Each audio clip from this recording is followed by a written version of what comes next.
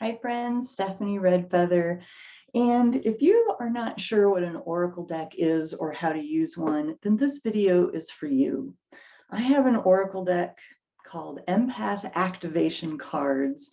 And as I've shared this with people, I've had some reactions of what exactly is that? Is it like tarot? And so let me just take a moment to kind of explain what Oracle cards are. I think tarot cards have probably been around the longest. People are used to that. Tarot cards usually follow a very specific structure. There's a major arcana, there's a minor arcana. And while there's tons of tarot decks out there with different interpretations of the images, what the cards are, the Two of Cups, the Four of Swords, those are consistent throughout tarot decks. Oracle cards are crafted around a theme, right? So I have tons of Oracle decks. I have probably 25 or 30 of them. I use them all the time. And so you can have it around the theme of archangels or ascended masters, or I have one that's the Egyptian pantheon of gods and goddesses, animal totems, just one that's all about birds. So, if you can conceive of it, I have one that's crystals. So there's all different kinds out there that are generated around a particular theme. So whether it's a tarot card or whether it's any of these other sorts of oracle cards, what they all have in common is that they are a divinatory tool, a divining tool, a way of receiving messages or communication from the unseen realms.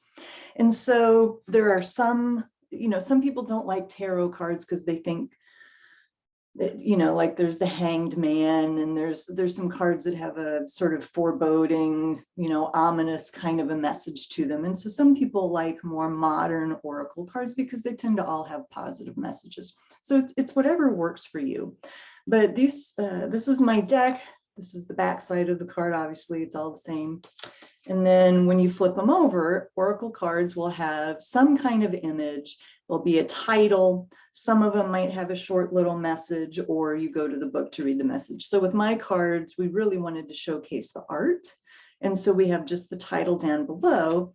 And then whatever card or cards you pull, then you go into the book and you look it up and you read the message or, interact with what's written there. So you can use oracle cards any way that you can conceive of. There's no right or wrong way. So the first thing you want to do, of course, is pick a card. And again, no right or wrong way to do this. One of my favorite ways is to shuffle. So I'm just going to do this right here. And when you shuffle, just kind of do it loosely.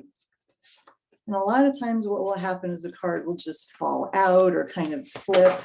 So they just fell on the floor. So let me just grab one here. And so that is the most common way that I will pick a card, is I will just shuffle and then a card will fall out. What other people like to do is, obviously I don't have a tabletop I can show you right now, but they'll spread all the cards out, kind of fan them out like this, and then sort of run their hand over them, or in some way sense the energies and see if there's a particular card that calls to them, and then they'll pull that card out, and that's the one that they've chosen for themselves. Other people like to shuffle and then cut the deck, and then whatever card shows up there, it's kind of washed out in the light. There you go, you can see it a little better. And then that's their card. So again, there's no right or wrong way to choose a card. Now, what do you do with the card once you have it? Well, the important thing is, before you draw a card, is to set your intention, right? So it can be as simple as, Spirit, what do you want me to know today? Or if you're having a difficult day, please, I need some guidance. I need some encouragement. What message do you have for me? And then you pull a card. Sometimes you might want to go with something a little more involved. And so in the beginning of the book, you can see, I'm going backwards, but you can see some layouts there in the deck. So I give you some options, and there's tons of options out there. You can go online and search oracle card layout, and hundreds of options will come up for you. But some of the more common ones or simpler ones are like maybe a past, present, future. You pull a card for, this is what happened in the past, or what represents what you're leaving behind or complete with.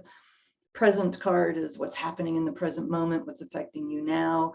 Future card is here's what's coming up for you to deal with, or it could be, if the past and present don't get resolved, the future, might be where you're headed. So different ways to interpret that. So the most important thing is to just get clear about your intention. What are you drawing the cards for? What do you need help with, or validation, or guidance, or support? So again, the most important thing to understand is there's no right or wrong way to use these oracle cards, but they are so powerful. The messages are amazing. I have used them for years, and I am never cease to be amazed at the accuracy of the card that I pull. I just, so many times, holy cow, I can't believe this. Wow, that's just, like Spirit really uses these tools and works with you. If you call upon the unseen realms, they will come to your aid, and they will communicate with you through oracle cards.